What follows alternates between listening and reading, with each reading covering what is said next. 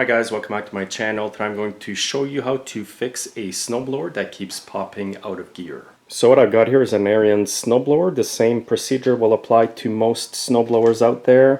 This is the gear shifter right here. You can see it's quite loose. It's not quite staying in the notches here. Each notch represents a different gear. The further you go up, the higher the gear is. When you go right back down here, it's the reverse gear. Now typically your gear shifter should be springing back toward the inside of the groove, right like this. That way when you're using the machine, it won't tend to pop out and switch to another gear.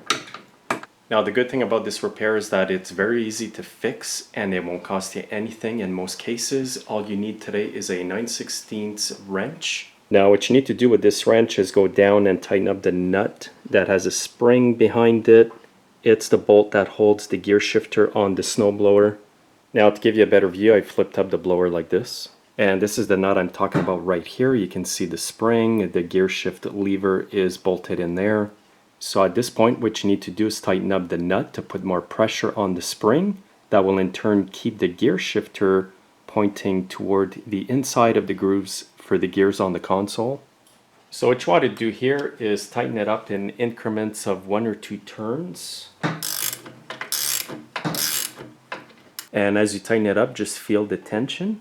When you bring the gear shifter to the right, it should spring back. So it's getting better, but it does feel a bit sloppy, so I'm going to tighten up the nut again.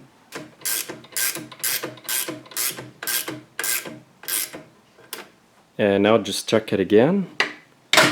It's a lot tighter. That'll never come out of gear again. And as you can see on other snowblowers here, it's the same principle. There's grooves for the gears.